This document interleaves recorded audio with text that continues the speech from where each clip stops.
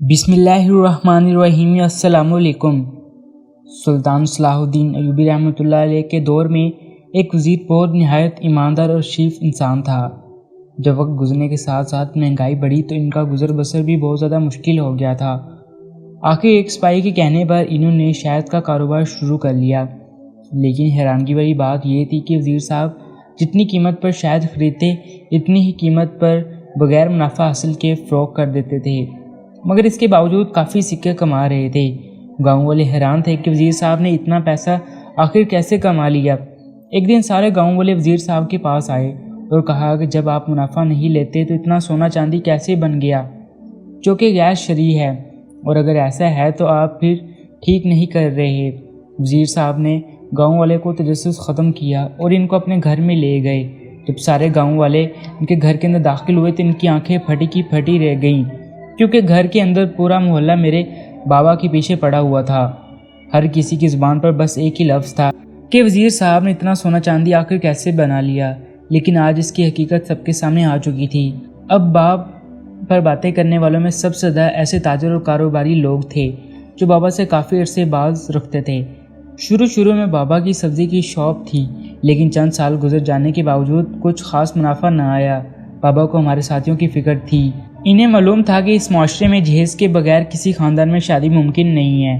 कुछ ऐसे घराने भी मौजूद हैं, लेकिन कसरत ऐसे घरानों की है जो जहेज़ की तलब करते हैं। काफ़ी अरसे तक बाबा मनसूबा बनाते रहे। वक्त गुजरता गया और अब्बा के कारोबार का दायरा भी वसी से वसी तर होता गया।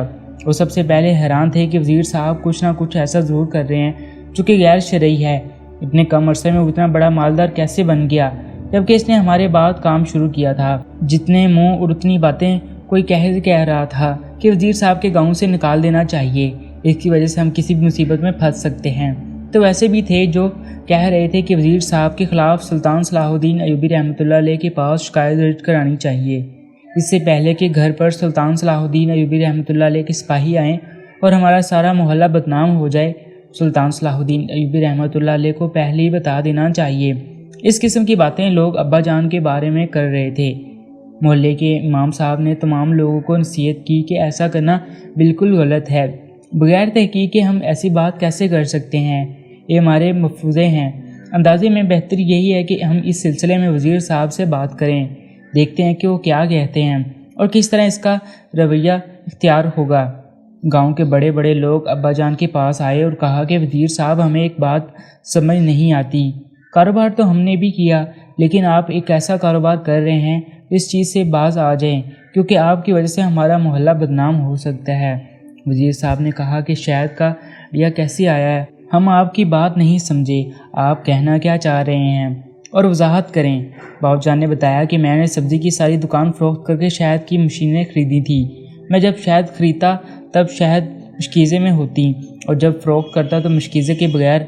अब जबकि मेरा कारोबार काफ़ी बढ़ चुका है तो मैं रोज़ाना 1000 मशकीज़ा भी ख़रीद सकता हूँ, जो शायद फ़रोख्त करते हुए मुझे 1000 बिक जाता है।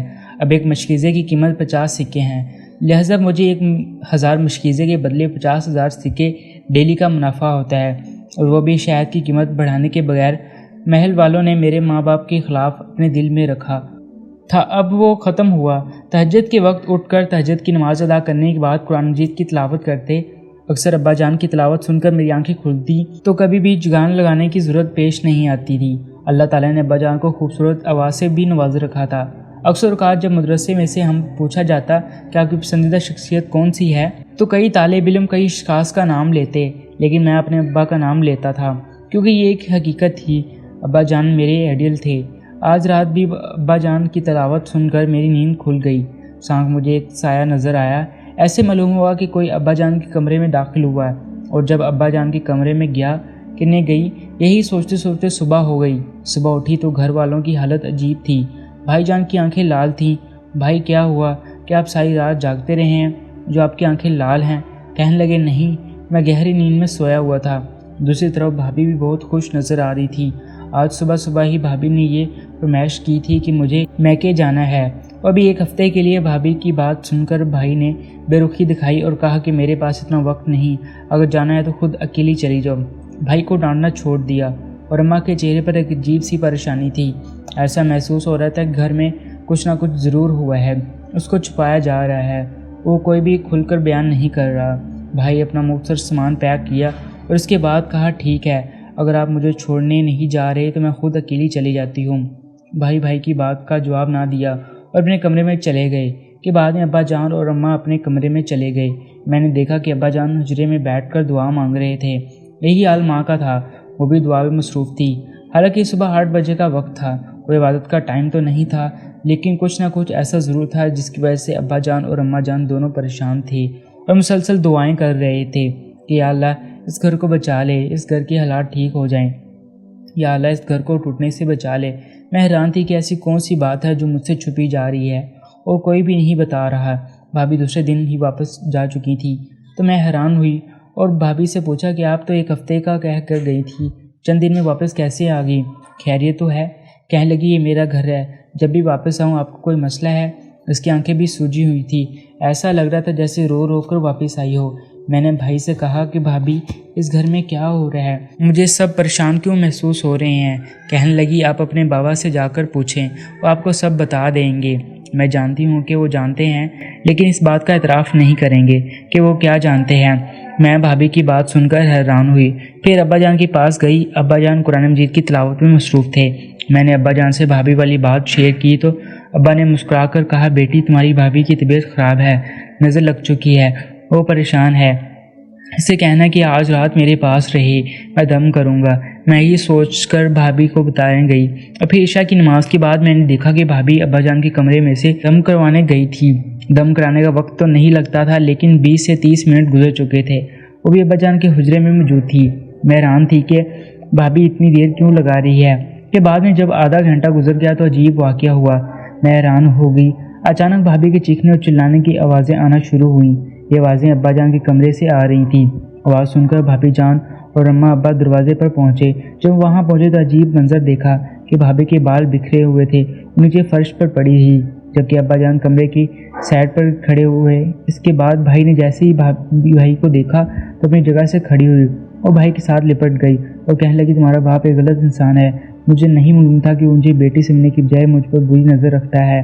بھابھی کی یہ بات سن کر ماں پریشان تھی، جبکہ میں حیران تھی اور بھائی ابا کو عجیب و غریب نظروں سے دیکھ رہے تھے۔ اس کے بعد بھائی نے ابا جان سے پوچھا ابا جان بتائیے کیا کہہ رہی ہے، اس بات کی وضاحت دیں۔ بھائی کی بات سن کر ابا نے کوئی جواب نہ دیا تو بھائی کا تجسس پہلے سے بھی بڑھ چکا تھا، بے شک یقین میں تبدیل ہو چکا تھا۔ بھائی کی آنکھوں میں خون اتر آیا۔ کوئی جواب دیے بغیر ابا جان کو کمرے سے باہر جانے لگے تو بھائی نے ابا جان کا ہاتھ پکڑ لیا اور کہا کہ ابا جان آپ سے کچھ پوچھ رہا تھا، آپ بغیر وضاحت دیے یہاں سے نہیں جا سکتے۔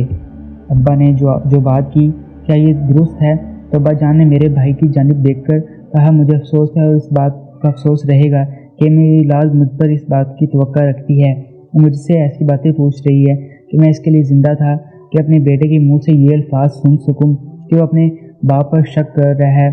بابا روتے ہوئے کہا کہ میں قرآن مجید پر ہاتھ رکھ کر کہہ سکتی ہوں کہ ابا جان نے میرے ساتھ زبردستی کرنے کی کوشش کی ہے، یہ ساری باتیں ایک ڈھونگ ہے، یہ دکھاوا ہے، اندر سے شیطان ہے، ایک بڑا شیطان۔ اس بات کا پتہ آج مجھے چلا۔ بھائی ابا جان پر چلا رہے تھے تو امی سے یہ بات برداشت نہ ہوئی۔ امی نے بھائی سے کہا کہ شرم کرو، وہ تمہارا باپ ہے، میں تمہارے باپ کے شور کو اچھی طرح جانتی ہوں، اب 50 سال سے ان کے ساتھ رہ رہی ہوں، یہ اپنے کمرے میں رہتے ہیں، میں جانتی ہوں کہ یہ صبح جھوٹ بول رہی ہے، میں یہ بات نہیں جانتی کہ ایسا کیوں کر رہی ہے، لیکن تمہارے باپ پر جھوٹا الزام لگانے کی کوشش کر رہی ہے۔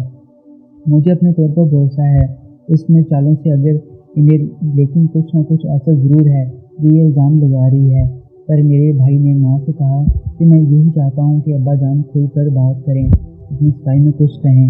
ماں کہنے لگی کہ بیٹا تمہاری بیوی نے جو الزام تمہارے باپ پر لگایا ہے، تمہارا باپ ہوش و حواس میں نہیں ہے، اس بات کا یقین نہیں آ رہا، تم بھی زندگی میں پہلی بار اپنے ماں باپ کے سامنے اس انداز سے بولے ہو، اونچی آواز میں بات کی، اس بات کا تمہارے باپ کو صدمہ ہوا ہے، اس لیے وہ بول نہیں پا رہا۔ یہ رات ہمارے گھر کے لیے بہت ہی بڑی کٹھن رات تھی، کوئی بھی ٹھیک طریقے سے سو نہ پایا۔ پھر جب اٹھے تو ناشتے کے دسترخوان پر سب اکٹھے تھے۔ ماں نے مجھ سے کہا کہ ابا جان کو آواز دو کہ ناشتہ کرے، اگر ابا جان ادھر آئے تو میں اپنے کمرے میں جا کر ناشتہ کروں گی۔ اس پر ماں خاموش ہوئی اور مجھے ناشتہ دے کر کہا کہ جا کر ابا جان کے کمرے میں ناشتہ دے کر آؤ۔ میں نے کمرے میں دستک دی لیکن ابا جان نہ آئے، کافی دیر تک دستک دیتی رہی، نے دروازہ کھولنے کی کوشش کی تو دروازہ اندر سے بند تھا۔ ابا جان کی آواز سنائی دے رہی تھی۔ میں پریشان تھی۔ واپس آئی، میں نے ماں کو بتایا۔ اماں جان ابا کے کمرے میں گئی، ابا کی آوازیں دینے لگی، لیکن مجھ سے کوئی جواب نہیں آتا تھا۔ ابھی بھائی جان نے دروازہ توڑنے کی کوشش کی اور مجھے دروازے کو توڑ کر بھائی اندر داخل ہوئے تو حیران کو مانگا تھا۔ ابا جان دھیان سے دروازہ کھولا تھا، سب اتنی ٹھنڈا تھا۔ ابا جان کو جلدی سے سب باہر گیا تو کینوں نے بتایا کہ آپ کی وائف کا ساتھ ہوا ہے، وہ کینوں سے چل بچے۔ ابا جان کے ساتھ کی طرح ان کی بجلی بالکل گری۔ ابا جان کی یہی کہہ رہی تھی کہ میری وجہ سے ابا جان کی جان چلی گئی۔ ابا کی تدفین ہوئی، سارے رشتے دار ہمارے گھر آئے تھے، لیکن بھابھی کہیں نظر نہیں آ رہی تھی۔ یہ بات بھی پریشانی والی تھی کہ وہ کہاں گئی۔ بھابھی کے گھر والوں کو خبر دی گئی تو انہوں نے بھی یہی کہا کہ روبا ہمارے پاس نہیں آئی۔ تدفین کے بعد جب کافی مہمان چلے گئے تب میری اماں ابا جان کے کمرے میں داخل ہوئی تو اچانک دیکھ کر حیران ہوئی کہ بھابھی ابا جان کے کمرے میں نیچے فرش پر لیٹی تو ساتھ ساتھ رو رہی کہ مجھ سے غلطی ہوئی، مجھے غلطی کی سزا ملنی ہے۔ ماں نے ہم کو آواز دی، کہا کہ روبا ادھر ہجرے میں ہے۔ اس کے بعد بھائی نے کہا کہ یہاں کیا کر رہی ہو، جلدی سے اٹھو۔ وہ کہنے لگی میں اٹھ نہیں سکتی، میرا پورا جسم درد کر رہا ہے، جلدی سے اٹھو۔ وہ کہنے لگی کہ میں اٹھ نہیں سکتی، میرے نیچے کا جسم کام نہیں کر رہا، مجھے اس بہتان کی سزا ملی ہے جو میں نے ابا جان پر الزام لگایا ہے۔ یہ سن کر بھائی کو بہت غصہ آیا۔ بھابھی کو مارنے ہی والا تھا کہ ماں نے اس کا ہاتھ پکڑا اور کہا اس کا موقع پھر ٹھیک نہیں ہے، وہاں باپ کل ہی فوت ہوا ہے، یہ سب اچھا نہیں لگتا۔ اس کے بعد ماں نے بھائی سے کہا کہ اس کو میرے مرحوم شوہر کے کمرے سے لے جاؤ، میں اسے برداشت نہیں کر سکتا۔ میرے بھائی کے پاس آئی اور کہا کہ میں مانتی ہوں کہ میرا بیٹا اس صورت میں میرے مرحوم شوہر پر جھوٹے الزام لگائے ہیں۔ میری ان تمام باتوں کے باوجود وہ تمہاری بیوی ہے، تو تمہاری ذمہ داری ہے کہ اس کا علاج کرو، تو حکیموں کے پاس رکھو۔ تو میں نے اپنے ماں باپ سے معافی مانگنے کا موقع نہ مل سکا۔ میری ماں بھائی کے پاس آئی اور کہا کہ میں مانتی ہوں کہ بیٹا اس صورت میں میرے مرحوم شوہر پر جھوٹے الزام لگائے ہیں، مگر تمام باتوں کے باوجود یہ تمہاری بیوی ہے، تو تمہاری ذمہ داری اس کا علاج کرو، اس کو حکیموں کے پاس لے جاؤ۔ ماؤں کے کہنے پر بھیا بھابھی کو حکیم کے پاس لے گئی، لیکن حکیموں نے بہت سے علاج کیے، لیکن پھر بھی یہی کہا ہمیں اس کی بیماری کے بارے میں کچھ معلوم نہیں کہ اس کے ساتھ کیا ہوا ہے، اس کے جسم کا نچلا حصہ کام کیوں نہیں کر رہا۔ یہ فالج کا اٹیک نہیں بلکہ لیکن اچانک ٹانگوں کے اندر طاقت ختم ہو چکی ہے، اس کے بارے میں ہم کچھ نہیں جانتے۔ ٹانگوں میں خون کی سپلائی بالکل ہی نہیں ہو رہی تھی، رگیں بند ہو چکی تھی، ایسا بالکل نہیں تھا کہ ٹانگیں کتنی سن پڑی تھی، بس یہ کہ شاید اب دوبارہ آپ کی بیوی اپنے پیروں پر کھڑی نہیں ہو پائے گی۔ بھائی حکیموں کی بات سن کر رو رہا تھا، سب سے روتی اور ساتھ ساتھ یہ بھی کہہ رہی تھی کہ مجھے موت کیوں نہیں آ رہی۔ وہ ایک نیک دل آدمی تھے، ساری زندگی انہوں نے غریب لوگوں کی خدمت اور مدد کی، اور اچانک آپ کی بیوی نے وزیر صاحب پر گھناؤنا الزام لگایا تھا، اور میرے پیٹ میں جو یہ بچہ تھا یہ بھی میرے شوہر کا ہی تھا، اور شادی کے بعد میں اپنے کزن سے ملتی رہی، اور جب تمام گھر والے سوتے جاتے تو میں ان سے ملتی۔ رات کے وقت میرے سسر نے مجھے دیکھ لیا اور وہ دیوار پھلانگ کر ہمارے گھر میں داخل ہوا تھا۔ سسر نے مجھے دیکھا تو وہ بھاگ گیا۔ سسر نے مجھ سے کہا کہ میں تمہارے شوہر کو بتاؤں گا، ان کے پیروں میں گر گئی اور کہا کہ میں دوبارہ ایسا نہیں کروں گی، دوبارہ میرا یہ راز کسی کو نہ بتانا۔ وہ اچھے انسان تھے، اس نے میرا راز فشاں نہ کیا اور مجھے وارننگ دے دی یہ سب چھوڑ دو، مگر اس کے باوجود میرے دل میں یہ شک تھا کہ ایک نہ ایک دن سسر میرے شوہر کو ضرور بتا دے گا، لہٰذا میں نے خود ہی یہ ڈرامہ کیا، سسر پر الزام لگا دیا تاکہ اگر کسی نے میرے بارے میں بتایا تو ان کو یہ بات پر یقین نہ کرے۔ بھائی نے جب یہ بات حقیقت سنی تو بھائی کو طلاق دی گئی۔ بھائی آج بھی ابا جان کے بہت محبت سے